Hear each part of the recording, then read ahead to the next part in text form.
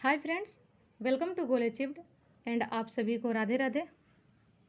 दोस्तों, जैसे कि आप सबको पता है कि सीटेट के पेपर में, चाहे वो पेपर 1 हो, चाहे वो पेपर 2 हो, चाइल्ड डेवलपमेंट पेडागोजी से यानी कि सीडीपी से 30 क्वेश्चंस तो पूछता ही पूछता है।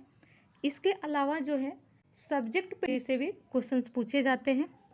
जैसे कि लैंग्वेज फर्स्ट में 30 क्वेश्चंस आते हैं, जिसमें से 15 नंबर का पैसेज होता है और 15 नंबर का पेडालॉजी है। सेकंड पेपर में भी 30 क्वेश्चंस आते हैं, जिसमें से 15 नंबर का पैसेज होता है और 15 नंबर का, तो टोटल जो है पेडालॉजी के क्वेश्चंस जो है 90 क्वेश्चंस हो जाते हैं। यानी कि ये सेक्शन जो हमारा होता है वो बहुत ही इम्पोर्टेंट होता है सीटेट एग्ज़ाम के लिए। यानी कि इस सेक्शन पर जो है हमें थोड़ा ज़्यादा फोकस करना चाहिए।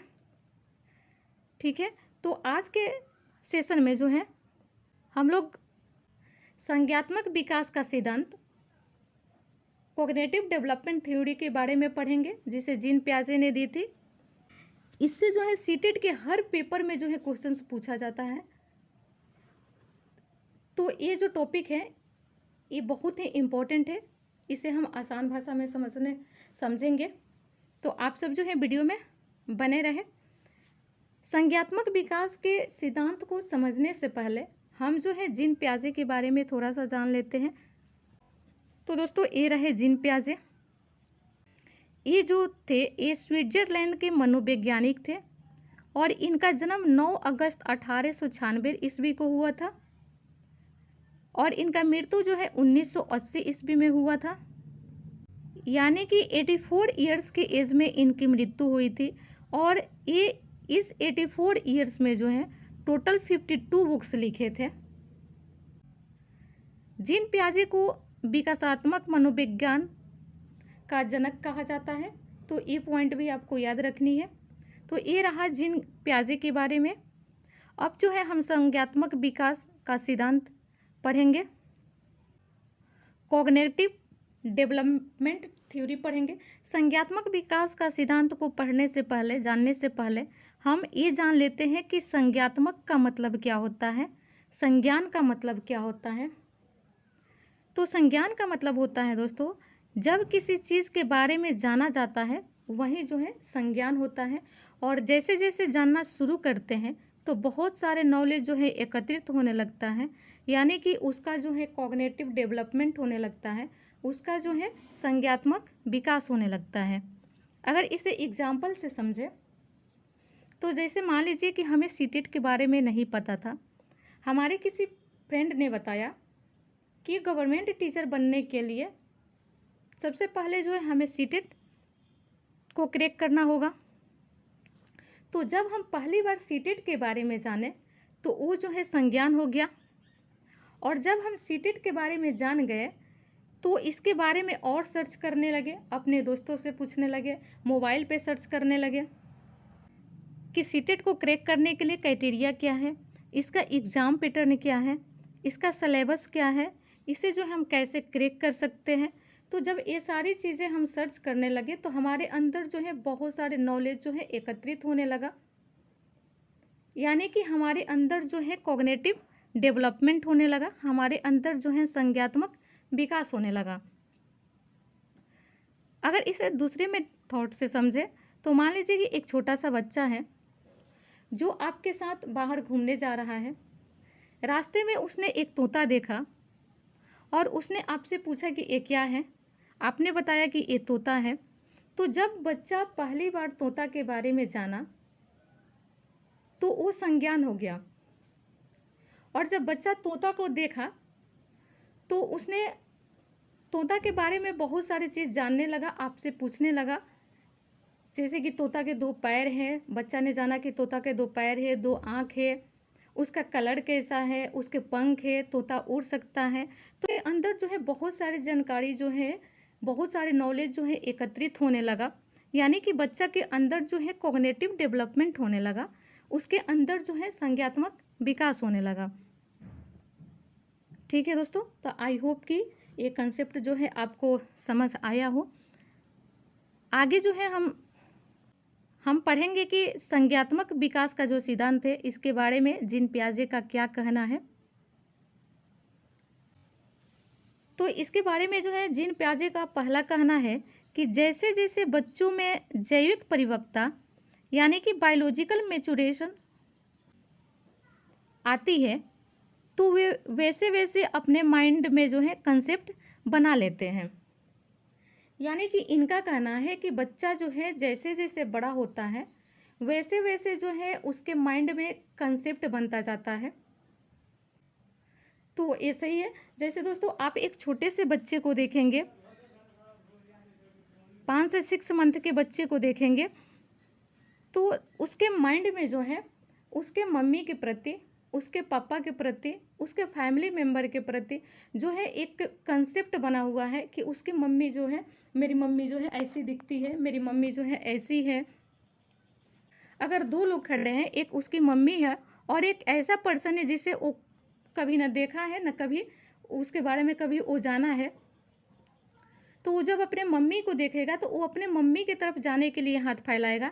यानी कि उसके मम्मी का स्ट्रक्चर का जो कंसेप्ट है उसके माइंड में जो है बना हुआ है।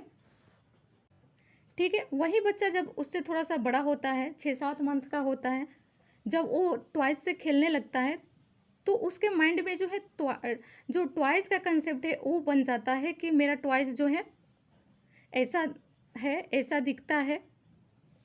उसके बाद से बच्चा जब और बड़ा होता है, जब वो स्कूल जाने लगता है तो उसके माइंड में जो है स्कूल के प्रति जो है कंसेप्ट बन जाता है। तो बच्चा जो है जैसे जैसे बड़ा होता है वैसे वैसे जो है उसके माइंड में कंसेप्ट जो है वो अपने माइंड में कंसेप्ट को जो है बनाते जाता है। तो ये जो है जीन पियाजे का पहला मानना था कि बच्चे जो है जैसे जैसे बड़े होते हैं वैसे वैसे अपने माइंड में जो है कंसेप्ट बनाते जाते हैं। दूसरा इनका कहना था कि बच्चे जो होते हैं वो सक्रिय ज्ञान निर्माता तथा नन्हे वैज्ञानिक होते हैं जो संसार के बारे में अपने सिद्धांतों की रचना करते हैं। तो दोस्तों आप एक छोटे से बच्चे को देखे होंगे जो कि खेल रहा है, तो वो खेलते समय ना वो कुछ ना कुछ चीज़ें बनाता है, जैसे कभी घर बनाएगा, कभी पक्षी बनाएगा, कभी कोई चीज़ बनाएगा। तो उसके अंदर जो है ना अपने आप जो है थ्योरी बनता है, वो अपने आप जो है स्ट्रक्चर बनाता है। इसलिए जीन पियाजे का कहना है कि बच्चे जो होते हैं वो जो है नन्हे वैज्ञानिक होते हैं।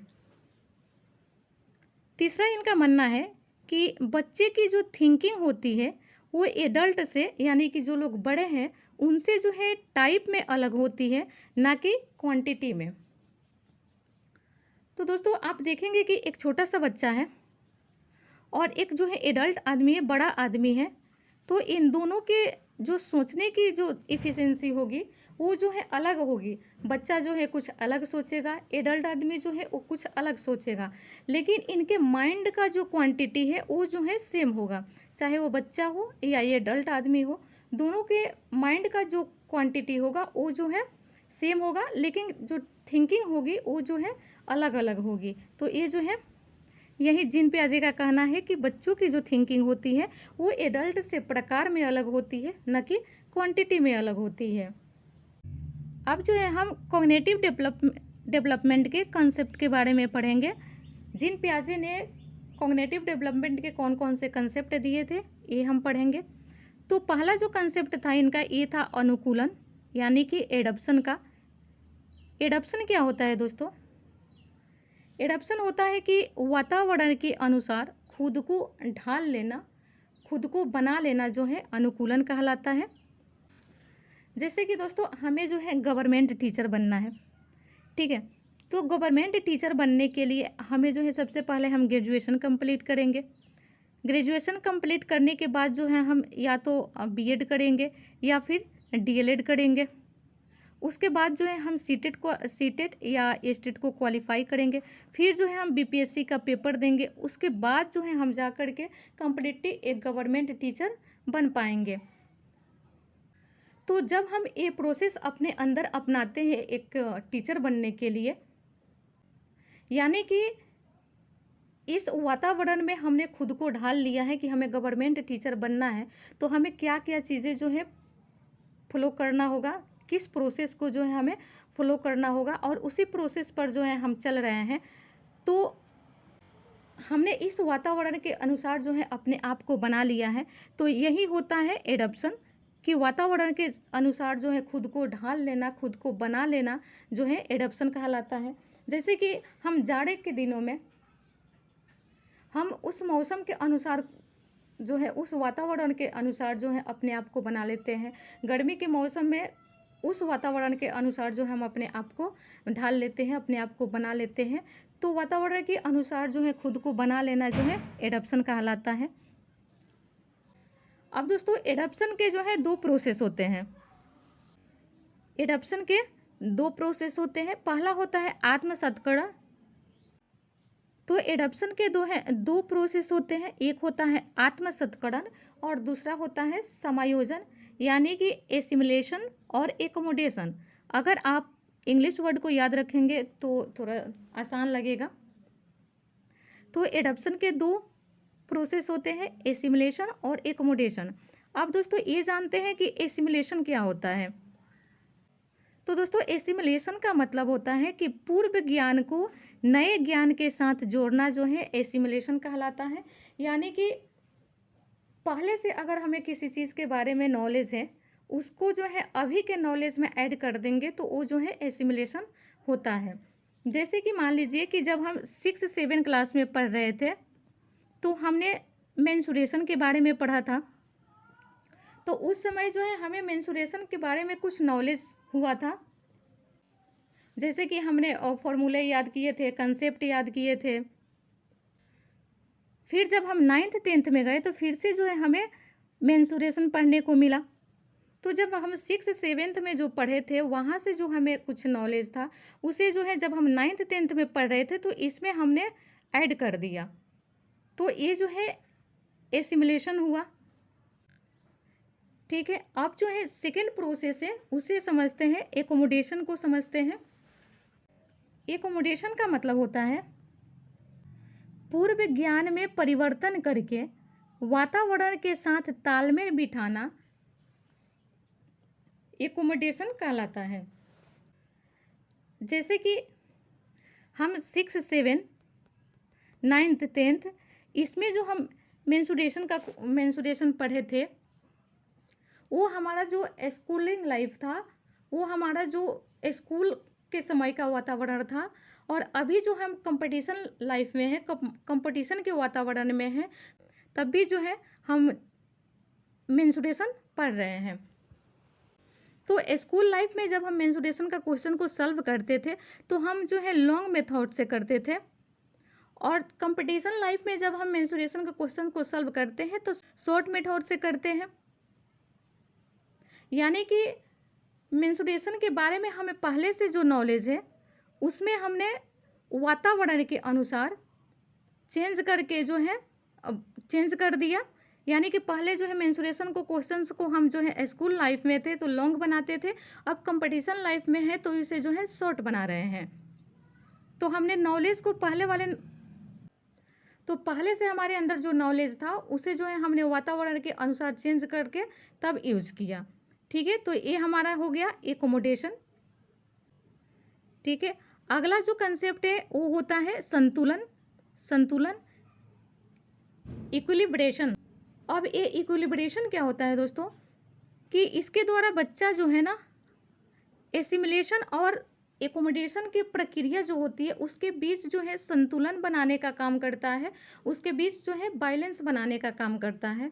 यानी कि हमने एसिमिलेशन में क्वेश्चन को जो सॉल्व किया वो लॉन्ग मेथड था, और जब हमने कंपटीशन लाइफ में आए तो उसी क्वेश्चन को सॉल्व किया तो हमारा शॉर्ट मेथड हो गया। तो इस लॉन्ग मेथड और शॉर्ट मेथड के बीच जो प्रक्रिया हो रही है इसमें जो हम बैलेंस बनाने की कोशिश कर रहे हैं, यही जो इक्विलिब्रेशन होता है, यही जो है संतुलन होता है। ठीक है। अगला जो कंसेप्ट है वो है स्कीमा। ये जो है बहुत ही इम्पोर्टेंट है, यहाँ से जो है हर बार क्वेश्चंस आता है। ठीक है। तो स्कीमा का मतलब होता है कि जब हम किसी चीज़ के बारे में पहली बार जानते हैं तो हमारे माइंड में जो है एक कंसेप्ट बन जाता है, वही जो है स्कीमा होता है। ये स्कीमा जो है किसी भी प्रकार का हो सकता है, वो सेल्फ स्कीमा भी हो सकता है, सोशल स्कीमा यानी कि समाज के प्रति स्कीमा हो सकता है, या फिर किसी इवेंट के प्रति भी स्कीमा हो सकता है। आप जो है किसी समाज के प्रति भी आपके माइंड में कुछ कंसेप्ट बना हुआ है, किसी इवेंट के प्रति भी आपके माइंड में कंसेप्ट बना हुआ है, तो ये जो है क्या होता है, ये जो है स्कीमा होता है। तो स्कीमा का मतलब होता है कि मानव के दिमाग में जो चीज़ें पहले से स्टोर होती है, वह उसका प्रयोग करके किसी विषय के प्रति एक कंसेप्ट बनाता है, तो इसे जो है स्कीमा कहते हैं। जैसे कि एक छोटे से बच्चे को आप ले लीजिए, इस छोटे से बच्चे के माइंड में जो है इसके अपने टॉयज़ के प्रति एक जो है कंसेप्ट बना हुआ है कि मेरा टॉय जो है इस प्रकार का है, इस प्रकार का दिखता है। तो जब आप इसके टॉयज़ को आप कहीं छुपा दोगे तो ये जो है उसे ढूंढ लेगा। आप अगर इसके टॉयज़ को ले लेते हैं तो आप ये जो है आपसे जो है टॉयज़ को छीन लेगा, क्योंकि उस टॉयज़ के प्रति जो है इसके माइंड में जो है कंसेप्ट बना हुआ है, और उसी कंसेप्ट का यूज करके जो है ये अपने टॉयज़ को पहचान जाता है और जो है आपसे छीन लेता है। इसमें नोट है कि मानव शिशु में स्कीमा की जो प्रवृत्ति और प्रतिक्रिया होती है, ये जो है जन्मजात होती है। ये सही है। बचपन से लेकर के अभी तक जो है हमारे माइंड में कितने सारे जो है कंसेप्ट बना होगा। एक छोटा बच्चा रहता है, उसके माइंड में भी कंसेप्ट बनता है, वो जब चीज़ों को देखता है तो, सुनता है तो, और जैसे जैसे वो जो है बड़ा होते जाता है उसके माइंड में जो है बहुत सारी चीज़ों को लेकर के जो है कंसेप्ट बनता जाता है। तो ये जो कंसेप्ट का जो प्रवृत्ति और प्रतिक्रिया जो होती है वो जो है जन्मजात होती है। अगला जो कंसेप्ट है वो है ऑर्गेनाइजेशन, संगठन। संगठन क्या होता है कि संज्ञात्मक प्रणाली के लिए स्कीमाओं को पुनर्व्यवस्थित करना, उन्हें स्कीमाओं से जोड़ने को ही संगठन कहा जाता है। जैसे मान लीजिए दोस्तों एग्जाम्पल से कि हम लोग जो है सीटेट का प्रिपरेशन कर रहे हैं, ठीक है, और बहुत सारे ऐसे लोग होंगे जो सीटेट के साथ जो है एसएससी का भी प्रिपरेशन कर रहे होंगे, कोई लाइब्रेरियन का प्रिपरेशन कर रहा होगा, कोई रेलवे का प्रिपरेशन कर रहा होगा। तो हम सब क्या करते हैं ना कि इसके लिए जो है एक संगठन बनाते हैं, इसको जो है हम ऑर्गेनाइज करते हैं कि हम सीटेट के लिए जो है ए टॉपिक्स पढ़ेंगे, एसएससी के लिए जो है हम ए टॉपिक्स पढ़ेंगे, लाइब्रेरियन के लिए जो है हम ए टॉपिक्स पढ़ेंगे, और रेलवे के लिए जो है हम ए टॉपिक्स पढ़ेंगे। तो हमने क्या किया कि हर एग्ज़ाम के टॉपिक को जो है हमने क्या किया कि अलग अलग ऑर्गेनाइज कर दिया, ठीक है। तो यही होता है संगठन, छोटे छोटे चीज़ों को जो है अलग अलग सजा देना, उसे ऑर्गेनाइज कर देना जो है संगठन होता है। जैसे कि आप मॉल में जाते हैं तो आप देखेंगे कि एक बड़ा सा बिल्डिंग है और उस बिल्डिंग के अंदर बहुत सारी चीज़ें हैं जिसको जो है अलग अलग ऑर्गेनाइज किया हुआ है। कहीं कपड़े हैं, कहीं खाने का सामान है, कहीं टॉयज़ है, कहीं सोप है, मतलब हर चीज़ को अलग अलग जो है ऑर्गेनाइज किया हुआ है। तो वही होता है संगठन, ठीक है दोस्तों। अभी तक हमने जितने कंसेप्ट को बताया ये बहुत ही इम्पोर्टेंट है सीटेट के लिए, तो आप जो है इसे अच्छे से समझें, और जो कुछ भी समझ में नहीं आ रहा है आप कमेंट बॉक्स में पूछ सकते हैं। कल के वीडियो में जो है हम लोग जो है जीन पियाजे ने जो संज्ञात्मक विकास के 4 स्टेज दिए हैं उसके बारे में जो है हम लोग कल के वीडियो में पढ़ेंगे कि वो कौन कौन से 4 स्टेज हैं और उसके अंदर जो है कितने साल के बच्चे आते हैं, ठीक है। अगर आज का वीडियो आपको अच्छा लगा हो तो वीडियो को लाइक कीजिए, और अगर आप मेरे चैनल पर नए हैं तो चैनल को सब्सक्राइब कीजिए। Thank you.